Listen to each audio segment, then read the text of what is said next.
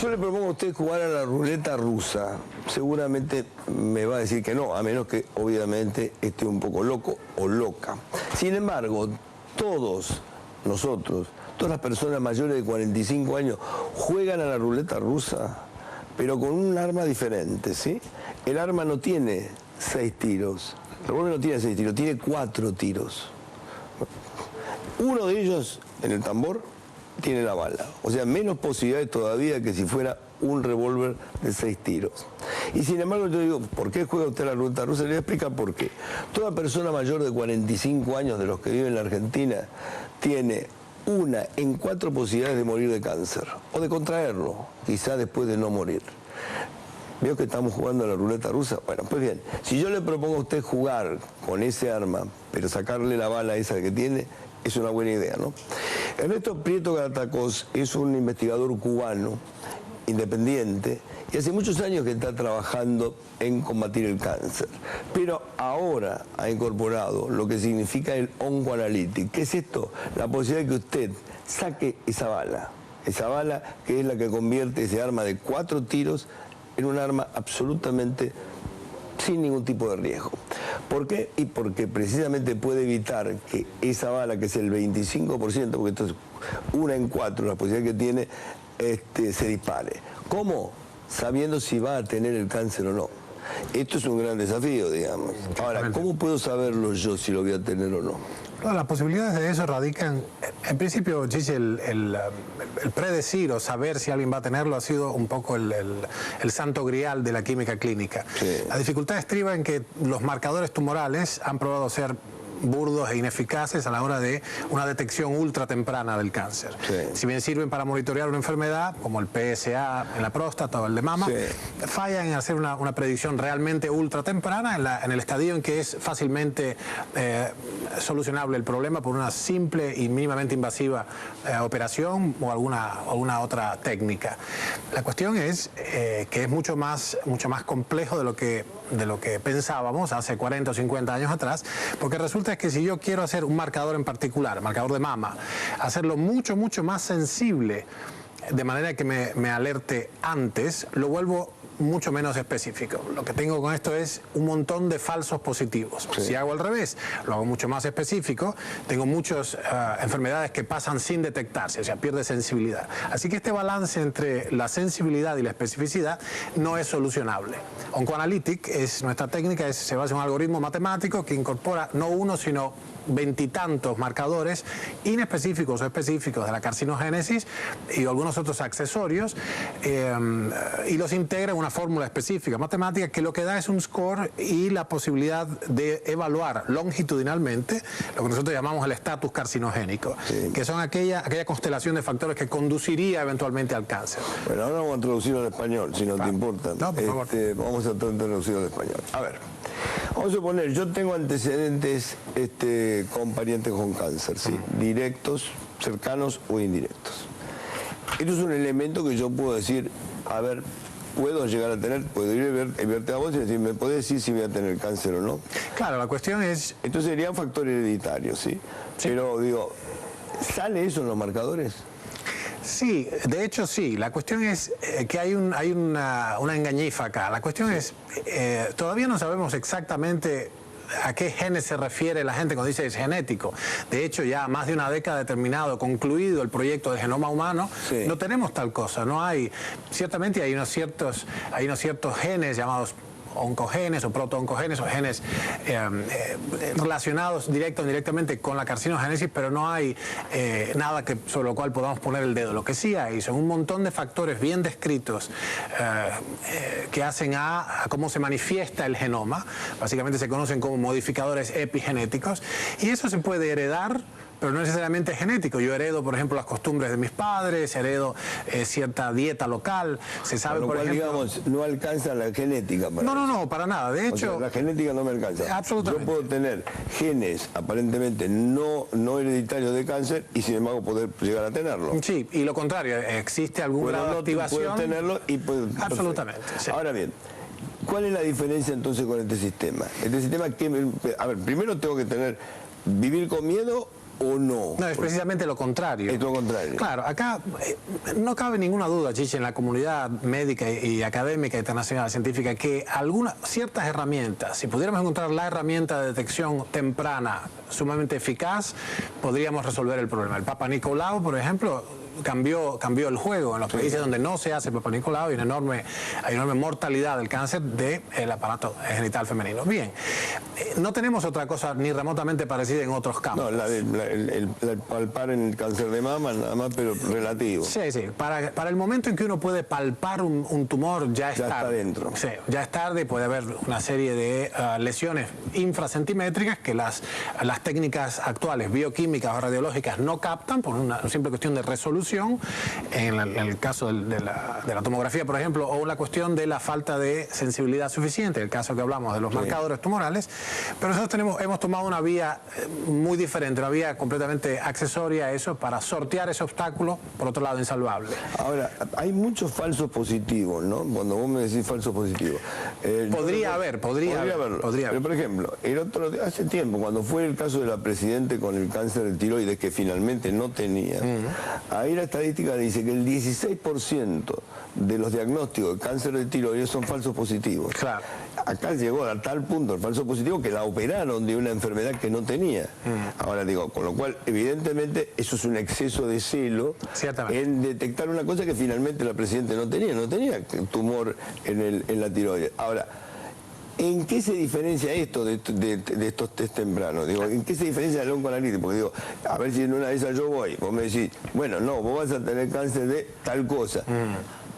¿Y yo empiezo un tratamiento o qué? ¿Qué hago? Claro, es una pregunta muy relevante. El primer, digamos, si realmente tenemos éxito en la detección ultra temprana, está en un estadio donde uno ni siquiera tiene cáncer, o quizás tiene un microtumor en algún tejido que básicamente no sale en ningún otro estudio, pero hemos llegado a eso por una vía múltiple. Hemos llegado por la evaluación matemática, un algoritmo específico diseñado por nosotros, de una constelación de factores. Sí. Se sabe, por ejemplo, independientemente se ha visto que la glucemia elevada incrementa 63% el riesgo de cáncer de mama, que la vitamina D muy baja por debajo de cierto umbral incrementa un 250% la mortalidad por toda clase de cánceres.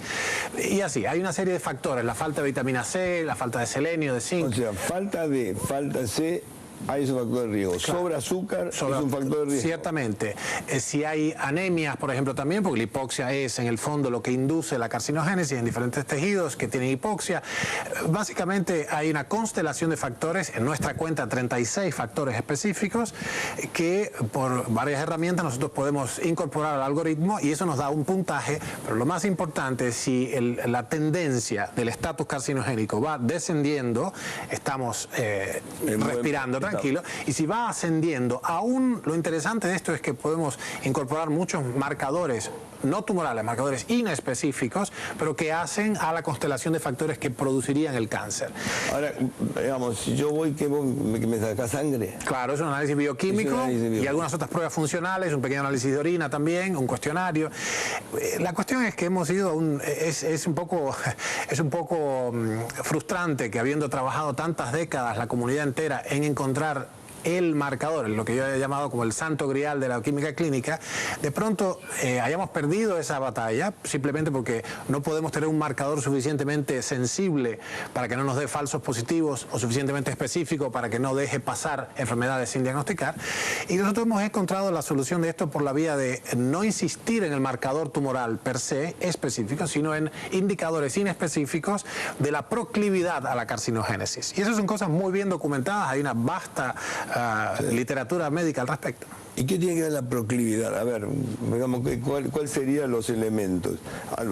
El factor hereditario lo descartás como un factor decisivo. No, el factor genético. El genético lo descartás como un factor decisivo. Es muy común, por ejemplo, glucemia, el tema del azúcar en sangre sí lo es. Sí, lo es, sin ninguna duda. La baja vitamina D también. Sin duda. La baja vitamina C también.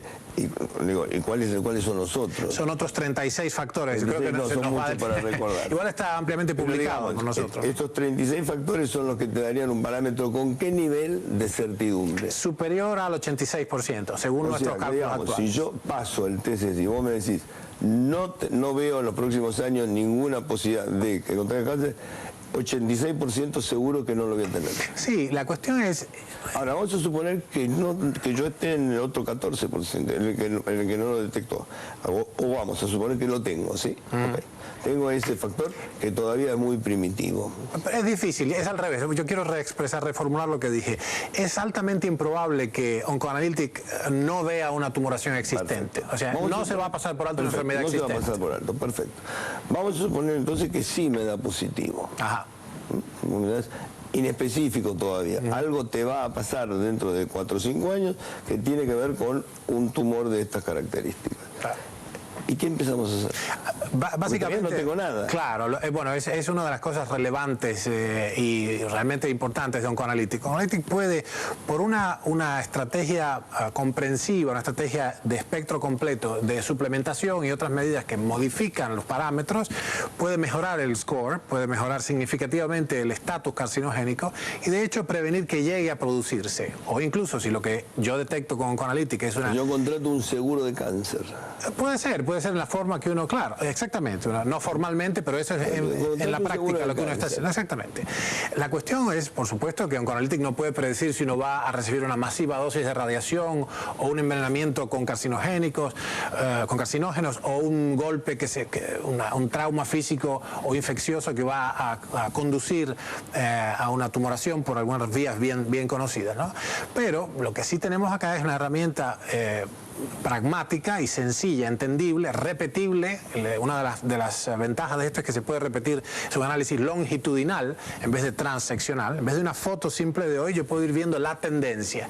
Hemos visto una y otra vez en la literatura y hemos hecho experimentos concretos acerca del enorme poder de evaluar las tendencias como gráficos, como curvas matemáticas. Y eso funciona en el mercado financiero, funciona en la salud, funciona en las tendencias de consumo y particularmente en la fisiología, y la biología tumoral funciona perfectamente también. Hay modelos para predecir el desarrollo tumoral, modelos matemáticos.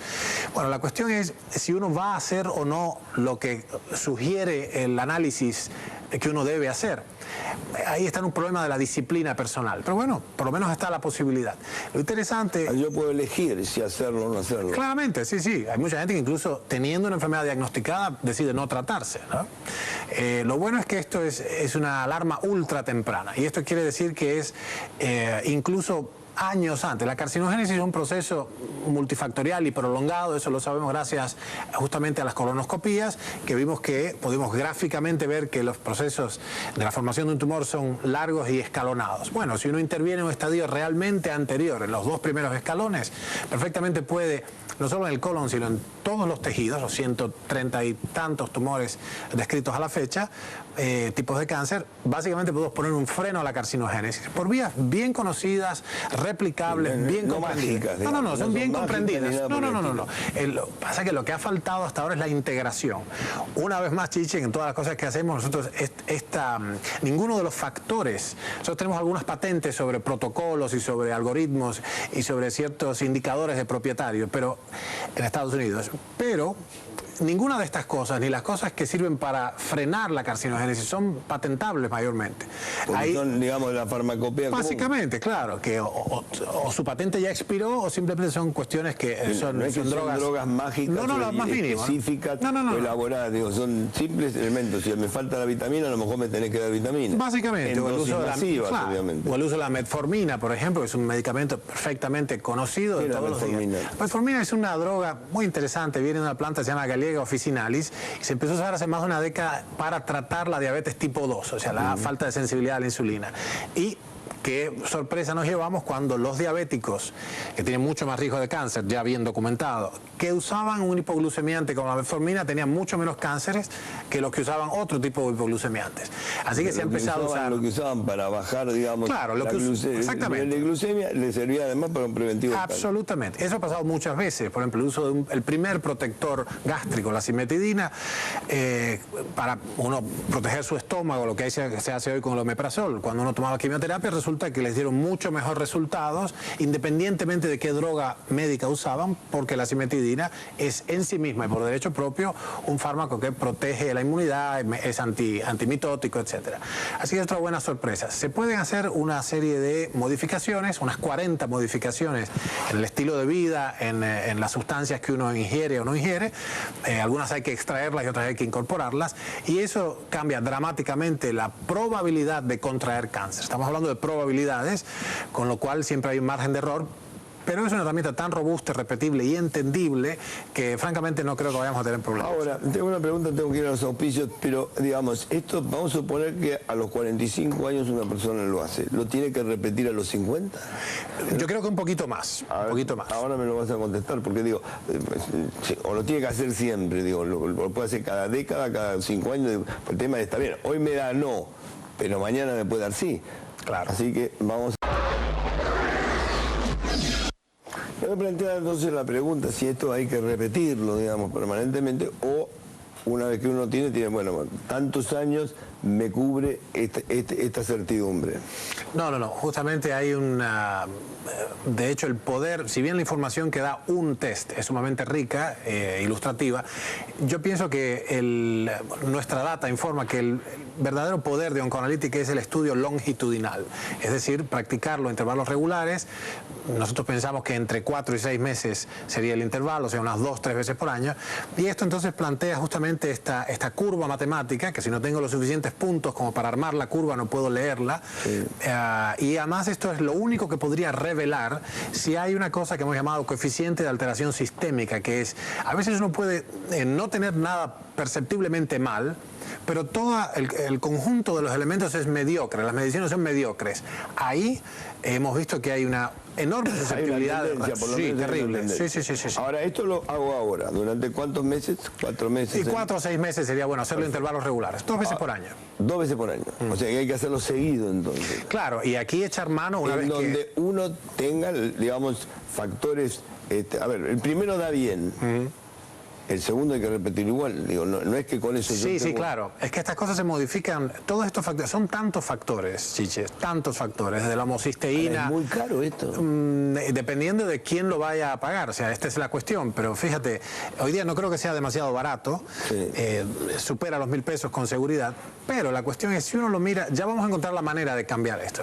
Chiches, en el último año de vida, cada persona en Argentina, y el año pasado al cierre más o menos fueron unas 63.000 muertes, ¿sí? Casi 600.000, por lo que nos informaron ayer en Estados Unidos.